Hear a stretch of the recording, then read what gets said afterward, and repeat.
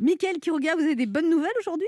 Oui, j'en ai deux. Oh, Ouais. Et alors la première entendue sur Europe 1 de la bouche même du PDG de la société Falex Bioscience qui a annoncé la possibilité d'un vaccin universel qui pourrait être disponible pour la fin de l'année. Pour ce qui est de l'immédiat, le gouvernement est dans l'urgence. Et l'urgence en ce moment, c'est d'attendre. Eh ben oui, a priori, il n'y aura pas de nouvelles restrictions avant début mars, ce qui en étonne plus d'un, qui pense qu'on devrait plutôt être dans une ambiance...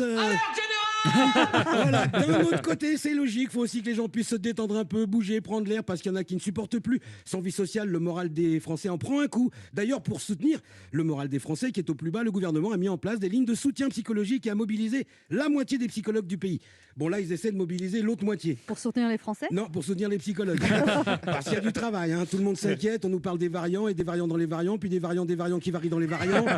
Pour lutter, on a le masque, on râle, on oublie parfois même les bons côtés du port du masque. Grâce au masque, les amants, les couples illégitimes peuvent enfin se promener ensemble au grand jour. François Hollande est à deux doigts de regretter de ne pas avoir eu la pandémie pendant son quinquennat. Ah ben un masque, c'est plus léger qu'un casque. Alors pour lutter, on a aussi des vaccins, bien sûr. On parle du vaccin Spoutnik, le fameux vaccin russe qui envoie une information génétique à votre organisme et qui suscite la méfiance, bien sûr, ce que je peux comprendre. Une information génétique qui vient d'un laboratoire russe, déjà un email qui vient de Russie, on l'ouvre pas. Ouais, c'est clair. Donc, alors, Mais bon, j'ai été rencontrée, là, j'ai vu ta photo, toi, très beau. Très beau. Moi, Oui, oui. Tatiana, vouloir venir France visiter toi, mais moi, besoin d'argent. Oh, vous je faites très rêver. beaucoup. Et je très Sauf beaucoup. que Tatiana, en vrai, elle est Igor. Donc, Et j'ai envoyé photo, moi, avec gros seins, et blonde, Et très vous savez blonde. comment s'appellent les gens qui font ça sur le net? Ça s'appelle des brouteurs et des brouteuses. Je vous promets que Oui, c'est oui, vrai. c'est ça. Je vous promets que c'est vrai. Et broute, moi. Voilà, donc Anne Romanoff m'a dit broute. Moi, Non, mais c'était je ne- pour, je c'est ne le l'aime pas. personnage. Je vais Oui. le mettre en sonnerie de téléphone. J'espère. Alors pour certains d'autres, ce sera l'AstraZeneca, pour d'autres le Pfizer à cause de l'âge, pour d'autres encore le Moderna. Comme dirait tonton David qui vient de nous quitter, chacun sa route, chacun son vaccin. Passe mater Germain ton voisin. C'est un peu ça l'idée. Il y a aussi les tests, on parle beaucoup des autotests salivaires à l'efficacité très relative. C'est-à-dire que si vous jetez une pièce en l'air, vous avez plus de chances d'avoir la vérité, à savoir si vous êtes positif ou négatif. Voilà, bon, Olivier Véran n'est pas vraiment convaincu. Waouh. Apparemment, les gens non plus, vous me direz. En moins d'un an, l'exécutif est quand même passé de les masques, ça sert à rien, à faut peut-être en mettre deux.